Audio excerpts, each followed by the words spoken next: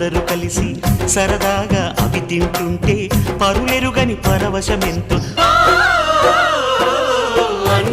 సందాల చందమామరావే వచ్చి ప్రేమ బంధాల ఇల్లు చూసిపోవే.